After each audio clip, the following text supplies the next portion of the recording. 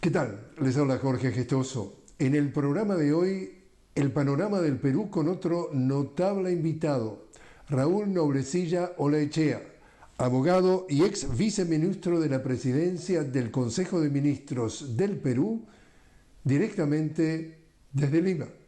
Raúl Noblecilla Olaechea, una cálida bienvenida al programa. Gracias, Jorge. Un abrazo para ti y un abrazo para toda América Latina que nos escucha. Raúl, leo lo que se ha publicado en días recientes, que el canciller de tu país, de el Perú, Elmer Schieller, aseguró, dice la información, que el gobierno de Dina Boluarte tratará, entre comillas, con mucha atención la advertencia, subrayado advertencia, de Mauricio Claver Carone, asesor del equipo de transición del presidente electo Donald Trump, sobre el megapuerto de Chancay, un megapuerto que se ha inaugurado recientemente, y dice la información: Claver Carone planteó en una entrevista con Bloomberg aplicar aranceles de hasta el 60% a mercancías de cualquier país que pasen por el terminal portuario multipropósito de Chancay, que tiene como accionista mayoritario al Estado chino, con una participación precisamente del 60%. ¿Tu reacción? Bueno, lo primero, Jorge, para que se entienda el contexto en que vive el país. Nuestro país vive un régimen sin legitimidad alguna, un régimen producto de el momentáneo triunfo de los sectores más radicales de la derecha, llámese el fujimorismo, partidos como Avanza País, Renovación Popular, que son partidos que buscaron desde un comienzo desestabilizar la democracia en nuestro país, todo a cuenta del triunfo de Pedro Castillo. Lo lograron, es cierto, lo lograron, y por eso hoy vivimos una crisis política y económica total. Crisis política que se refleja en una condena y rechazo al Congreso de la República de mi país de más del 97%. Dina Boluarte, prácticamente estadística, tiene 0 de aprobación. Eso creo que es una fotografía para entender en qué nos encontramos. A su vez, también tenemos la posibilidad o los acuerdos, en este caso con la República Democrática de China, la cual estaría o ya está materializado el puerto de Chancay. Un puerto muy importante, no solamente para la economía del Perú, sino para América Latina. Pero así como estas conveniencias, Jorge, pueden ser para nuestros países, no es lo mismo para los norteamericanos. La reacción de los norteamericanos también es totalmente previsible. Los norteamericanos vienen perdiendo peso en lo que ellos consideraron y siguen considerando absurdamente su patio trasero. El puerto de Chancay, ¿qué puede representar para los americanos? Representar que nuestros productos y los productos de la región no tengan que ir a los puertos de Los Ángeles, ¿verdad? Para poder comerciar con el Asia, sino que directamente vamos a tener una línea comercial, lo cual nuevamente los alerta.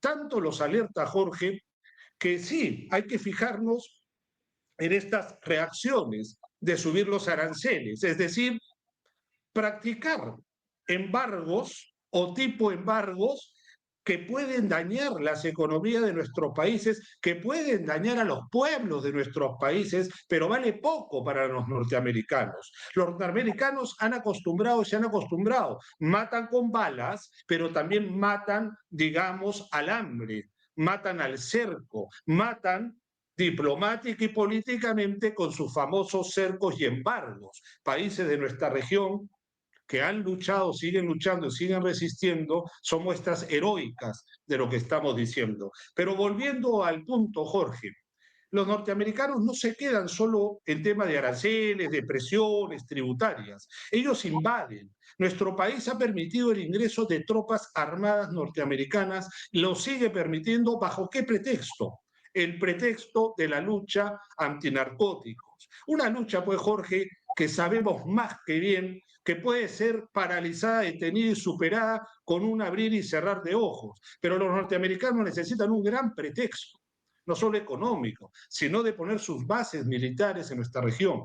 Y hoy el Perú, que es un país que de hace 30 años, cuando se instaura el neoliberalismo con el gobierno dictatorial de Fujimori, se presta para que sea pues la playa de los norteamericanos para poder, digamos, defender sus intereses, hay que decirlo también con claridad, sus intereses imperiales. Hoy Estados Unidos viene perdiendo fuerza, pero ojo, perder fuerza no nos da para la alegría solamente, sino para estar muy alertas, porque cuando pierden fuerza los fascistas es cuando se ponen incluso más agresivos. Otro detalle en torno a este megapuerto que en días recientes, en esta cumbre que se realizó justamente en Perú de la APEC, lo inauguró, estamos hablando del presidente de China, Xi Jinping, junto a Dina Boluarte, un megapuerto, como dicen, una enorme autopista entre Asia y nuestra América Latina, el Pacífico de nuestra América Latina.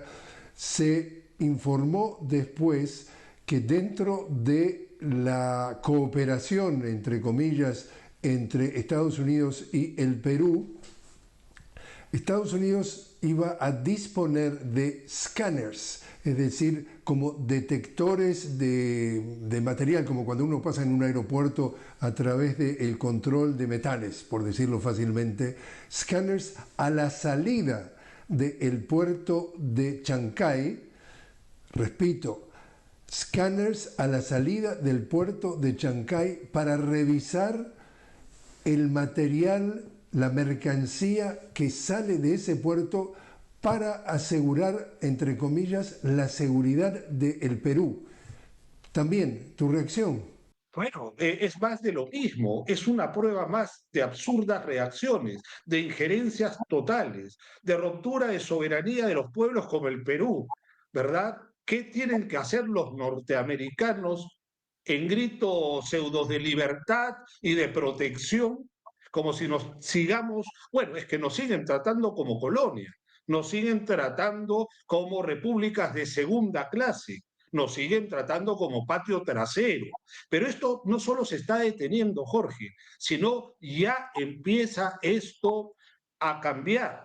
Empezamos a recuperar la historia de soberanía y de democracia en la región, no solamente con los nuevos presidentes, como en el caso de Uruguay con el Frente Amplio, sino el contexto latinoamericano, con la presencia de los BRICS, con la presencia de la gran potencia de China y otros más, hacen una reacción desesperada de los norteamericanos. Por eso advierto, Jorge, los norteamericanos no van a dar tregua, los norteamericanos no van a dar paz, tan sencillo como eso. Los norteamericanos aplicarán estos escáneres, aplicarán la pseudopolítica de lucha contra las drogas, aplicarán lo que han aplicado siempre, ¿no? Por la seguridad de los norteamericanos y nuestro país tenemos autorización prácticamente para hacer lo que nos dé la gana.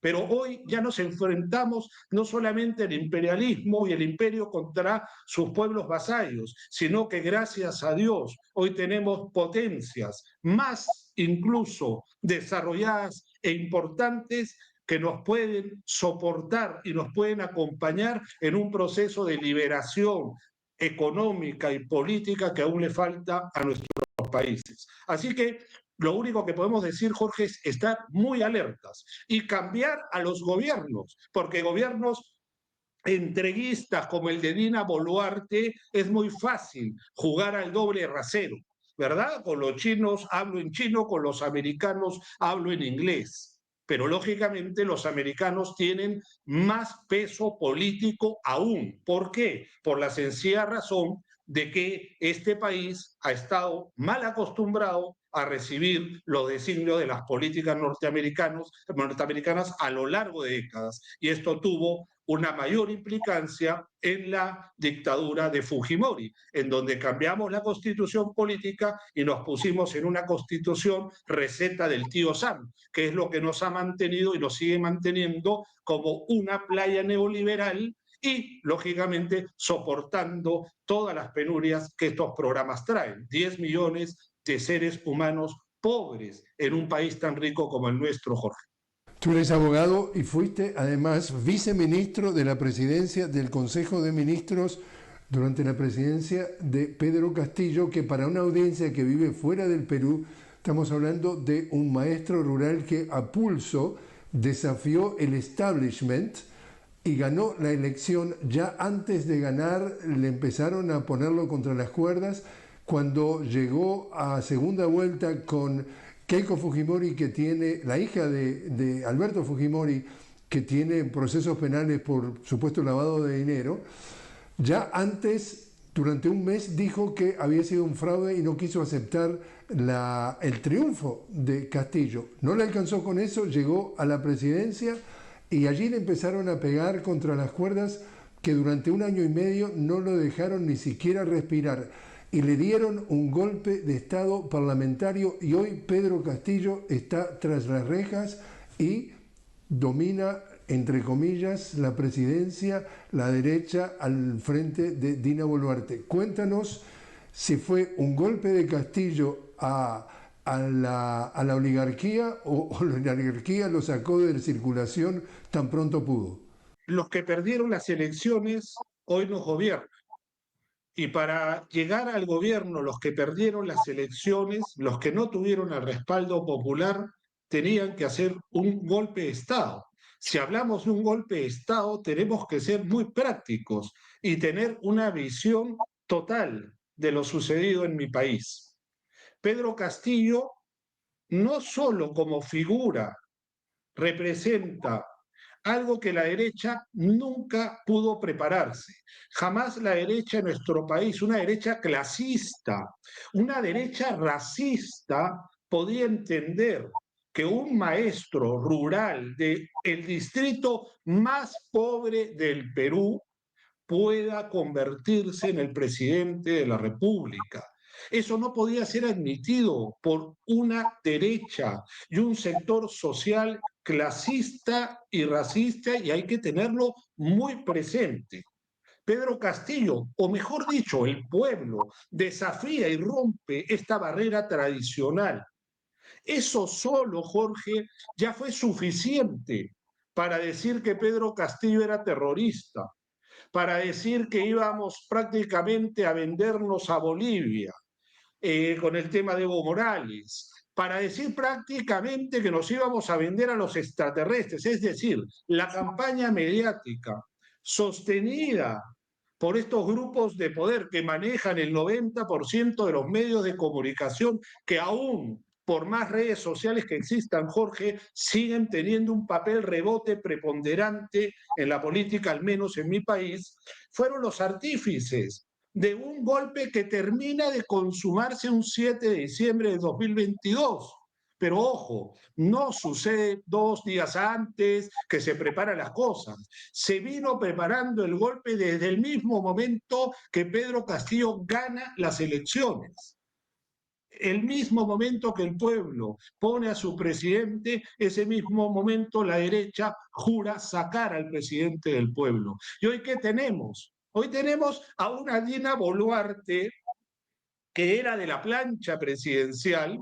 O sea, lo que tenemos ahora es una narrativa que nos trata de decir y le trata de decir al mundo que lo que hubo acá es lo normal, que acá hay una sucesión democrática, es verdad, Pedro Castillo comete un golpe de Estado, entonces lógicamente hay que repudiarlo, ¿y quién va? Va la vicepresidenta de Pedro Castillo. ¿Y quién es la presidenta? Para que también lo conozca el contexto americano e internacional a través de tu programa. Dina Boluarte es una mujer que ha asesinado o bajo su mando han asesinado a 70 personas que lucharon por recuperar la democracia en mi país. Dina Boluarte tiene Rolex de oro, y no uno, sino muchos, regalado por empresarios y otros políticos en un hermanaje de corrupción total. Dina Boluarte, la que hablaba quechua, la que se dirigía al pueblo contra las oligarquías, hoy es una empleada doméstica del fascismo en nuestro país. De continuidad democrática esto no tiene nada, Jorge, que lo sepa América Latina y lo sepa el mundo. Hoy gobierna nuestro país los que perdieron las elecciones.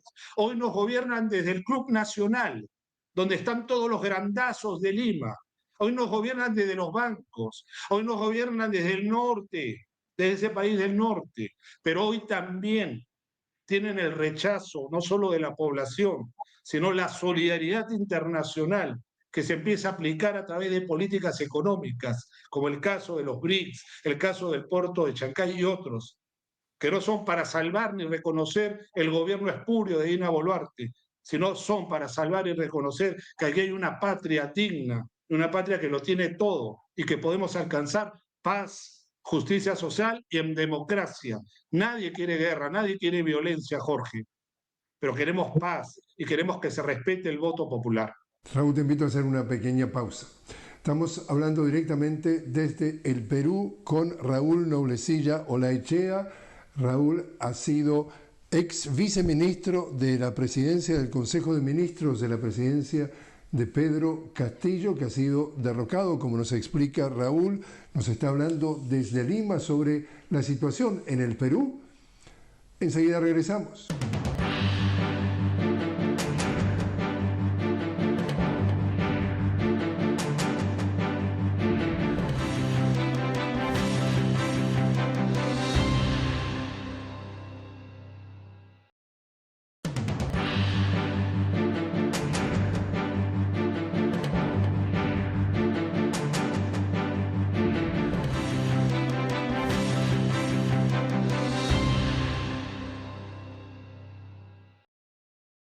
Continuamos hablando directamente desde Lima con Raúl Noblecilla Olaechea. Raúl, abogado y ex viceministro de la presidencia del Consejo de Ministros del derrocado presidente Pedro Castillo. Raúl, hay una palabra que han inventado en el Perú que se llama terruquear, y terruquear, para decirlo de una manera fácil, es todo aquel que se oponga a la manera de pensar o de actuar o políticamente el gobierno de turno, es decir, todo lo que se oponga a la derecha o, como tú llegas a llamar, al fascismo, pasa a ser terrorista. Entonces, terruquear es que te enloden con el mote de terrorista y te ensucien lo más que puedan. Ese mote de prácticamente terruquear también lo aplican a la oposición. ¿Hay persecución en la oposición? El término terruquear o el terruqueo aquí en nuestro país es algo de todos los días. Aquí hablar de justicia social, aquí hablar de democracia, aquí de decir que tenemos que tener un Estado que garantice educación, que pueda subsidiar los derechos básicos de su población, te ponen el estigma de ser un terrorista. Te ponen el estigma, Jorge, del crimen más abominable que pueda existir en toda la faz de la tierra, que es el terrorismo. Pero aquí, ¿quién los usa? Lo usa esa reacción fascista que ante cualquier movimiento, ante cualquier brisa, reaccionan con todo su odio, reaccionan con todo su poder. Y dentro de ese odio, de ese poder, te ponen el estigma de terrorista. ¿Y qué consiguen con esto, Jorge? Consiguen dos cosas principalmente. Lo primero es que la población pueda confundir también, víctima de haber vivido en nuestra historia no tan lejana un periodo atroz de lo que significó el terrorismo en nuestro país, pero también te lo hacen para poder abrirte procesos. Y con eso, ¿qué concluimos? Concluimos una práctica de lawfare total, no solamente contra líderes de la izquierda, sino incluso líderes de centro, pero que son altamente democráticos, altamente justos en poder decirle a los bancos usureros, en poder decirle a los oligopolios de la salud y de la farmacéutica en nuestro país que los vamos a destruir, a esos líderes que no necesariamente han nacido desde la izquierda o son de la izquierda, también se les persigue. ¿Y por qué, Jorge? Porque no quiere la derecha extrema en nuestro país tener o darse una nueva oportunidad de que suba un presidente o un pueblo harto de cómo se manejan las cosas en el país y que pueda hacerle ese jaque y posteriormente ese jaque mate a esa oligarquía, a esos grupos de poder económico que solo saben sostenerse por sus medios cancerberos de prensa y por esa constante estigmatización hacia los opositores. Eso es lo que ocurre en el Perú, mi querido Jorge. Y actualmente, ¿cómo ves tú lo que por lo menos se empieza a esbozar como el panorama electoral rumbo a las próximas elecciones? Jorge, en las próximas elecciones son decisivas. ¿Y por qué te lo digo? Estamos entrando, ojalá este régimen desapareciera hoy o en este instante, pero también tenemos que volvernos muy pragmáticos. Lo más seguro es el 2026, que son las nuevas elecciones generales. Esas elecciones generales tienen que tener el cambio necesario. Y el cambio necesario no va a poder pasar, Jorge, si los grupos democráticos no aportan candidatos hacia el Congreso de la República. Hoy el Congreso de la República, Jorge, nuestro país es amo y señor. Y ese Congreso, mientras esté en manos de la extrema derecha y de los partidos fascistas y de los empresarios fascistas, no hay posibilidad democrática, no hay posibilidad de cambio. Por eso me permito hacer un llamado a la unidad de mi país. No podemos tener 10.000 partidos de izquierda, no podemos tener todos, tenemos que sumarnos, todos tenemos que tener realmente la consecuencia de buscar un partido y un líder que pueda hacer lo primero que tenemos que hacer, Jorge, es llegar al próximo gobierno para ejercer poder, porque de nada vale llegar al gobierno sin ejercer poder. Y para ejercer poder en el Perú necesitamos estar en el Congreso de la República y tenemos que llegar.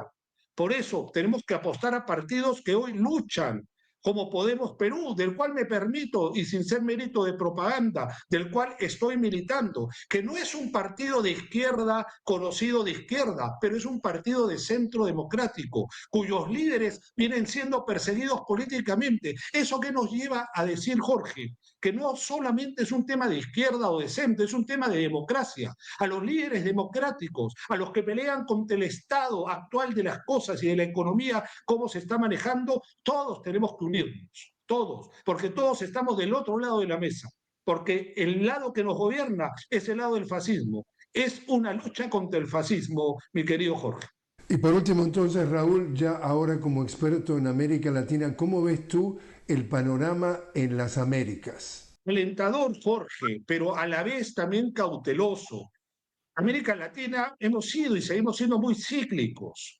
Hemos tenido una y mil oportunidades. Es cierto, tenemos muchos enemigos, no solo internos, sino por supuesto que externos.